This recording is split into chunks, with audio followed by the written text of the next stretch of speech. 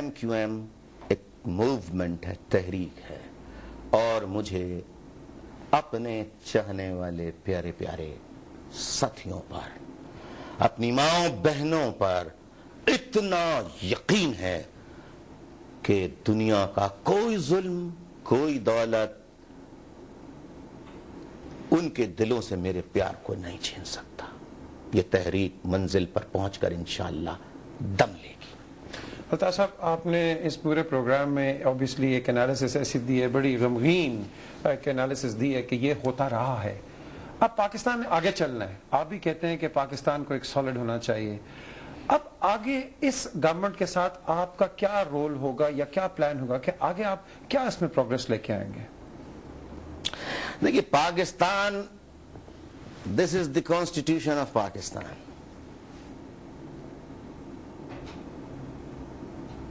یہ پاکستان کا 1973 کا کانسٹیٹیوشن ہے. اس سے تو پاکستان نہیں چل سکتا. ٹھیک ہے نا.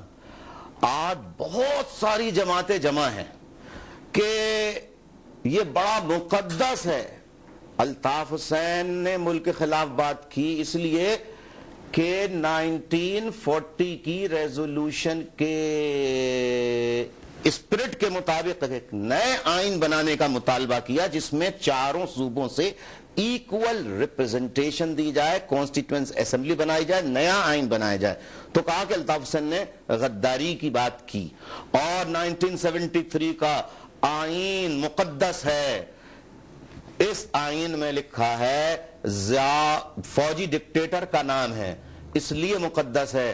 لہذا جو 1973 کے کانسٹیٹیوشن کو بزرگ, نوجوان, میڈیم ایج کے جو پولیٹیشنز مقدس کہہ رہے ہیں, میں ان سے کہوں گا کہ اس میں جنرل یحییٰ خان کا نام شامل کر لیں اور جنرل پرویز مشرف صاحب کا بھی نام شامل کر کے مزید 3 گنا مقدس بنا دیں اور چومتے رہیے اس کو, جو آئین اپنے آپ کو تحفظ فراہم نہیں کر سکا. اور پھر میں یہ پوچھتا ہوں کہ میں نے جو 40 کا مطالبہ کیا تھا, what is this Minar? this is Minar Pakistan. the resolution of Pakistan is written on the walls of the مینار پاکستان. کوئی بھی جا کے دیکھ سکتا ہے. اگر 1940 کا ریزولوشن کا مطالبہ کرنا غلط ہے تو یہ مینار پاکستان غلط ہے. توڑ دیجئے پھر آپ اس کو.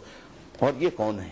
علامہ اقبال صاحب, شاعر مشرق, ہمارے لیے محترم, پورے ایشیا کے لیے, پوری دنیا کے لیے محترم.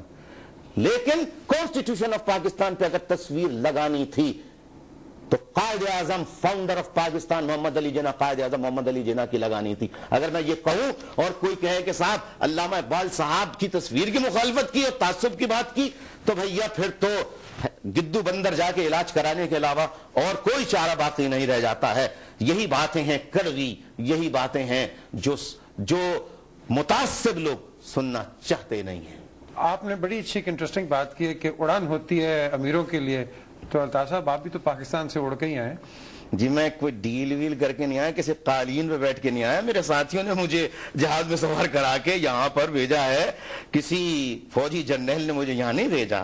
میرے ساتھیوں نے, میرے سینٹرل کوارڈینیشن کمیٹی نے مجھے کہا آپ جائیے, باہر سے جا کے گائیڈ کیجئے. مجھے ایسا نہیں ہوا کہ عدالت سے سزا ہوئی ہو اور عدالت سے سزا ہونے کے بعد مجھے کوئی جرنل آئے یا کچھ فوجی نمائندے آئے یا کچھ اسٹیبلشمنٹ کے لوگ آئیں اور وہ بٹھائیں جہاز میں رات کی تاریکی میں کہ 101 صندوق لے لو, جو کچھ بھی ہے اس میں ہم دیکھیں گے بھی نہیں, لے جاؤ لے جاؤ لے جاؤ لے جاؤ. اور صرف اس لیے کہ تعلق اس کا پنجاب سے, یہ بری لگ جائے گی بات, اس کا تعلق پنجاب سے. سندھ کا وزیر اعظم ذوالفقار علی بھٹو پھانسی, اس کا بیٹا اس کو شوٹ, الطاف حسین کا بھائی اس کو شوٹ, بھتیجا شوٹ, اور پہلا وزیر اعظم خان لیاقت علی خان اس کو شوٹ.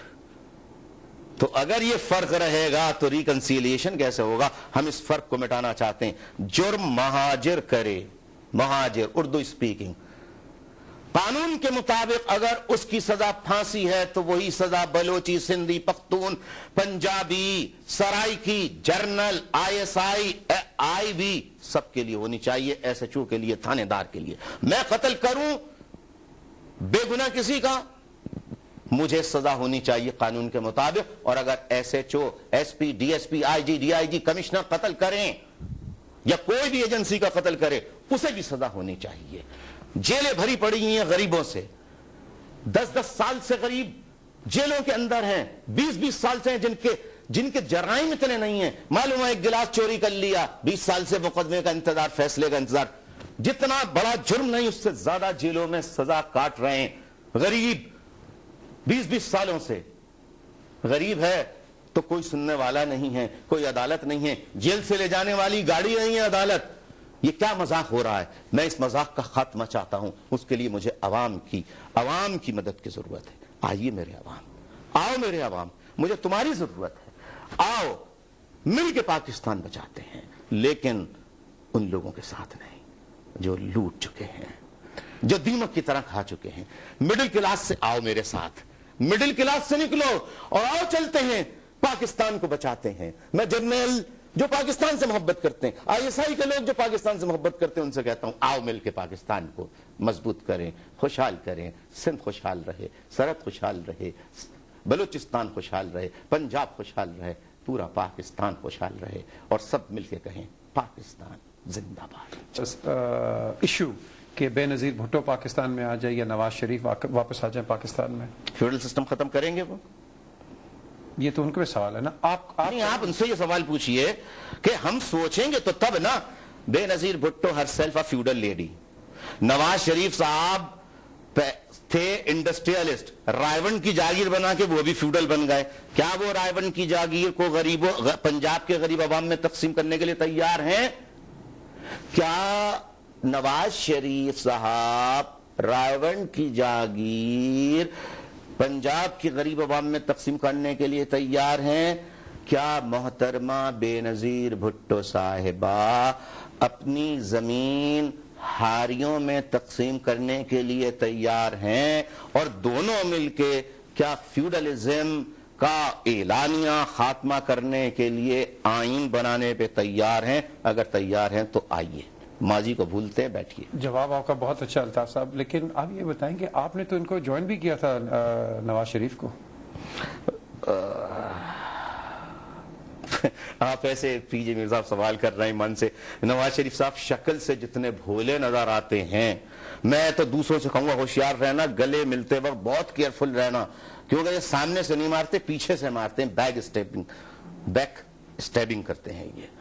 लिहाजा 2 दफा हमने धोखा खाया, रिटन मुआहदा किया, और नवाज शरीफ साहब ने हमें धोखा दिया, बार बार धोखा दिया।